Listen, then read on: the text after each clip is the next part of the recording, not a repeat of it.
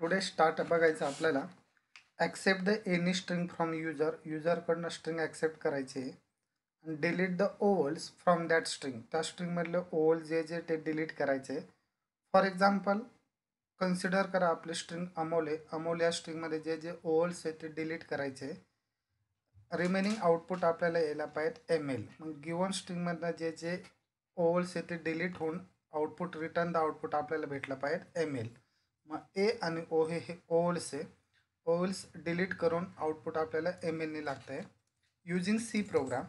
तर C use the standard library stdio.h. Execution beginning start with. प्रोग्रामचे execution कुठून start होते? Main function.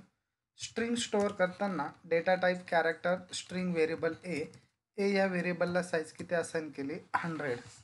तर 1 बाय 1 कॅरेक्टर रीड करण्यासाठी integer variable I. First decide करा string कोणती स्टोअर करायची. तर enter the any string.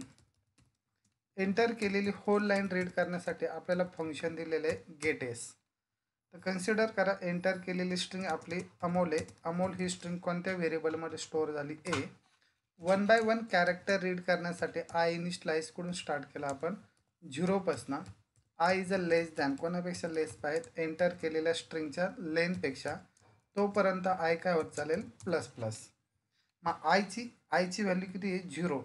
I is a less than कोणापेक्षा? स्ट्रिंगच्या लेंथपेक्षा असेल. तर स्ट्रिंगमध्ये पण फर्स्ट कॅरेक्टर हे कोणत्या इंडेक्सवरती असतं? 0. तर आयची व्हॅल्यू 0 आहे. 0 इंडेक्सवरचं कॅरेक्टर चेक करायचं आहे ओव्हल्स आहे का नॉट्स. तर ए ऑफ आयची व्हॅल्यू 0 आहे. 0 पोझिशनचं character equal to A or A of आयची value equal to E or A of आयची value equal to I or A of आयची value equal to O or A of आयची value equal to U. AEIOU. आयची position 0 आहे. 0 पोझिशनचं character यापैकी कशाला match जर झालं तर ती व्हॅल्यू डिलीट करताना आपल्याला स्टेटमेंट दिलेलं आहे कंटिन्यू. Skip the value. ती व्हॅल्यू स्किप होईल. अदरवाईज त्या इफच्या पुढे जाईल एल्स पार्टमध्ये. एल्स पार्टमध्ये जर गेला तर प्रिंट एफ %C कोणाची व्हॅल्यू? ए ऑफ आयच्या पोझिशनवरचं कॅरेक्टर तो काय करेल? प्रिंट. टिल टू हा फॉर लूप चालूच राहील. 1 बाय 1 कॅरेक्टर तो काय करेल? चेक करेल. कंडिशन फॉल्स होईल. लूपच्या बाहेर जाईल. Return 0. Terminate the main function. Main function काय केलं? टर्मिनेट केलं. आपण इथे एक लायब्ररी फंक्शन वापरलं आहे string length. String length function perform करायचं असेल तर use in a library string.h ही लायब्ररी इन्क्लूड करावं लागेल. ॲप्लिकेशन एक्झिक्यूट करतोय तर enter the any string from user.